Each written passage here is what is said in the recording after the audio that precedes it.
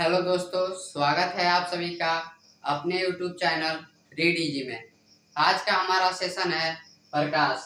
तो चलिए समझते हैं प्रकाश क्या है। तो प्रकाश एक प्रकार का ऊर्जा का रूप है जो कि विद्युत चुंबकीय तरंगों के रूप में संचारित होता है।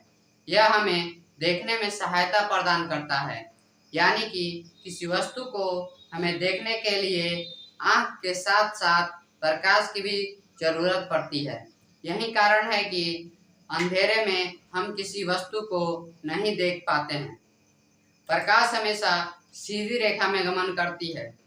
जैसे कि हम देखते हैं वाहनों के हेडलाइट से निकली प्रकाश हमेशा सीधी रेखा में गति करती है, वह प्रकाश फैलती नहीं है। निर्वात में प्रकाश की चाल 3 गुने 10 के पावर 8 मीटर पर सेकेंड यानी कि 3 लाख किलोमीटर पर सेकेंड के रफ्तार से गति करती है। सर्वप्रथम प्रकाश की वेग की खोज रोमन ने किया था। उसी प्रकार प्रकाश के कणिका का सिद्धांत सर्वप्रथम न्यूटन ने किया था। किसी माध्यम में जब प्रकाश प्रवेश करती है तो वह निर्वात की अपेक्षा कम हो जाती है। जैसे कि जब प्रकाश पानी में प्रवेश करती है तो वह 25% कम हो जाती है। उसी प्रकार जब प्रकाश कांच में प्रवेश करती है तो वह 35% कम हो जाती है। आइए समझते हैं अब प्रकाशीय स्रोत। प्रकाशीय स्रोत 5 प्रकार के होते हैं: प्रदीप्त, अप्रदीप्त, पारदर्शी, अपारदर्शी और अर्धपारदर्शी। अब समझते हैं प्रदीप्त वस्तुएं किसे कहते हैं। वैसी वस्तुएं जो स्वयं प्रकाश को प्रकाशित करती हैं उसे हम प्रदीप्त वस्तुएं कहते हैं। जैसे कि सूर्य, मोमबत्ती, इनके पास खुद का प्रकाश होता है जो कि प्रकाशित करती हैं। अब समझते हैं अप्रदीप्त वस्तुएं। ऐसी वस्तुएं जिनके पास स्वयं का प्रकाश नहीं होता है, जैसे कि चंद्रमा, पृथ्वी और हमारे आसपास के वस्तुएं, इनके पास खुद का प्रकाश नहीं होता है जिससे वह प्रकाशित नहीं करती हैं। अब समझते हैं पारदर्शी वस्तुएं। ऐसी वस्तुएं जिनसे प्रकाश आर पार हो जाती है उसे हम पारदर्शी वस्तुएं कहते हैं। जैसे कि कांच में प्रकाश आर पार हो जाता है। अब समझते हैं अपारदर्शी वस्तुएं। ऐसी वस्तुएं जिनसे प्रकाश बिल्कुल नहीं गुजरता है उसे हम अपारदर्शी वस्तुएं कहते हैं। जैसे कि ईंट, पत्थर, दीवार, मकान। अब समझते हैं अर्धपारदर्शी वस्तुएं। ऐसी वस्तुएं जिनमें प्रकाश का कुछ भाग अवशोषित हो जाता है और कुछ भाग निकल जाता है उसे हम अर्धपारदर्शी वस्तुएं कहते हैं। जैसे कि तेल से भीगा हुआ कागज। आइए अब समझते हैं प्रकाश का परावर्तन किसे कहते हैं। जब प्रकाश किसी सतह से टकराकर वापस उसी माध्यम में लौट जाती है उसे हम प्रकाश का परावर्तन कहते हैं। आइए अब फिगर के माध्यम से समझते हैं। जैसे कि यहाँ पर प्रकाश की किरण परावर्तक सतह से टकराकर पुनः उसी माध्यम में लौट जा रही है, यही प्रकाश का परावर्तन है। यहाँ पर परावर्तक सतह से टकराने वाली किरण आपतित किरण है और परावर्तक सतह से टकराने के बाद लौट जाने वाली किरण परावर्तित किरण है। आइए अब हम इस फिगर से समझते हैं। परावर्तक सतह के जिस बिंदु पर आपतित किरण टकराकर लौट जाती है उसे हम आपतन बिंदु कहते हैं। इस आपतन बिंदु से अब हम एक लंब खींचेंगे जिसे हम अभिलंब कहते हैं। अभिलंब और आपतित किरण के बीच का कोण आपतन कोण कहलाता है, जिसे हम I से डिनोट करते हैं। उसी प्रकार अभिलंब और परावर्तित किरण के बीच का कोण परावर्तन कोण कहलाता है, जिसे हम R से डिनोट करते हैं। कोण I और कोण R आपस में बराबर होते हैं। यह प्रकाश के परावर्तन का पहला नियम भी है। आइए अब समझते हैं प्रकाश के परावर्तन के कितने नियम होते हैं। तो प्रकाश के परावर्तन के 2 नियम होते हैं, जिसमें पहला नियम है आपतित किरण, परावर्तित किरण और आपतन बिंदु पर डाला गया लंब तीनों एक ही तल में होते हैं। जैसे कि यहाँ पर आपतित किरण और परावर्तित किरण और आपतन बिंदु से यह जो लंब खींचा गया है वह तीनों एक ही तल में है। उसी प्रकार दूसरा नियम है आपतन कोण सदैव परावर्तन कोण के बराबर होता है। यहाँ पर अभिलंब और आपतित किरण के बीच का कोण आपतन कोण कहलाता है, जिसे हम आई से डिनोट करते हैं। उसी प्रकार अभिलंब और परावर्तित किरण के बीच का कोण परावर्तन कोण कहलाता है, जिसे हम आर से डिनोट करते हैं। और कोण आई और कोण आर आपस में बराबर होते हैं। आइए अब समझते हैं प्रतिबिंब का प्रकार। तो सबसे पहले प्रतिबिंब का पहला प्रकार वास्तविक प्रतिबिंब को देखेंगे। किसी वस्तु से निकलने वाली प्रकाश की किरण परावर्तन या अपवर्तन के बाद वास्तविक कटानों पर मिलती है, उसे हम वास्तविक प्रतिबिंब कहते हैं। जैसे कि यहाँ पर ये भी एक वस्तु है, इस वस्तु से निकली प्रकाश इस बिंदु को काट रही है। इस बिंदु पर बना प्रतिबिंब ए डैश बी डैश के रूप में निर्माण हो रहा है। आइए अब हम समझते हैं प्रतिबिंब का दूसरा प्रकार काल्पनिक प्रतिबिंब या आभासी प्रतिबिंब।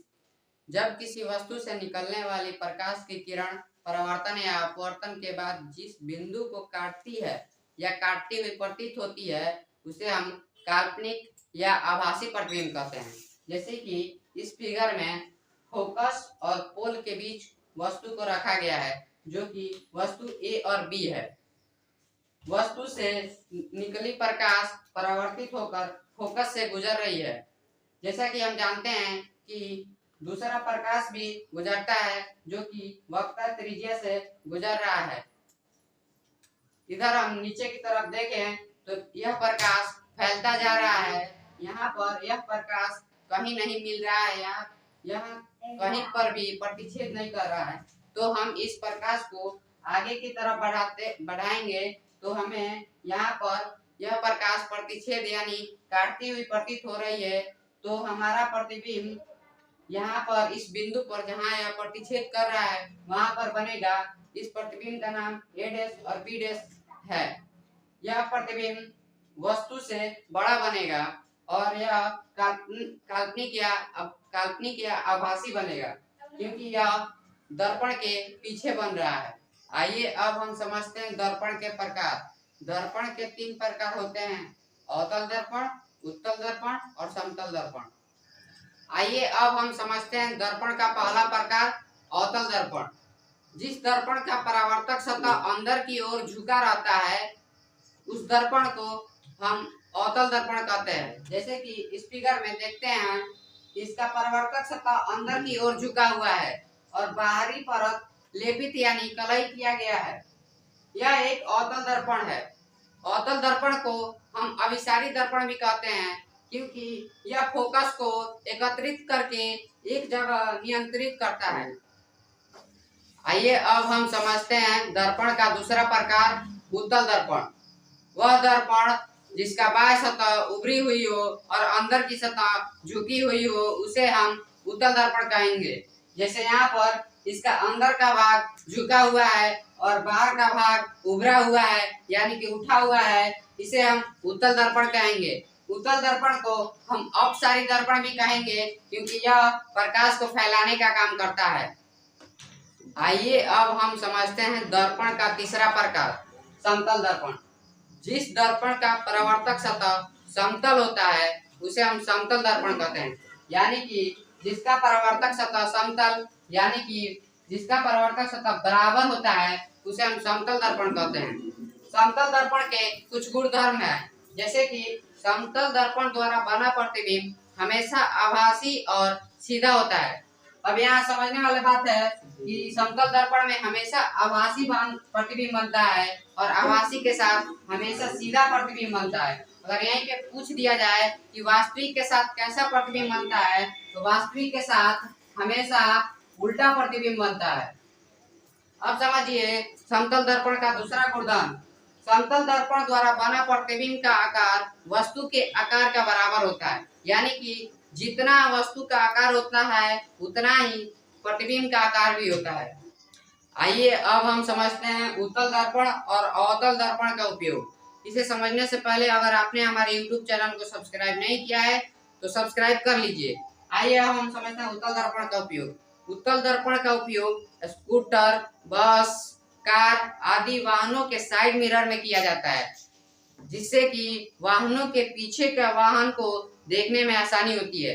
उत्तल दर्पण में हमेशा छोटा प्रतिबिंब बनता है, जिससे पीछे की वस्तु आसानी से दिख जाती है। उत्तल दर्पण का उपयोग वाहनों के हमेशा साइड मिरर में होता है, बाकी सब में अवतल दर्पण का उपयोग होता है। जैसे कि हजामती दर्पण में अवतल दर्पण का उपयोग होता है, वैसे ही दूरबीन, टॉर्च और वाहनों के हेडलाइट में भी अवतल दर्पण का उपयोग होता है।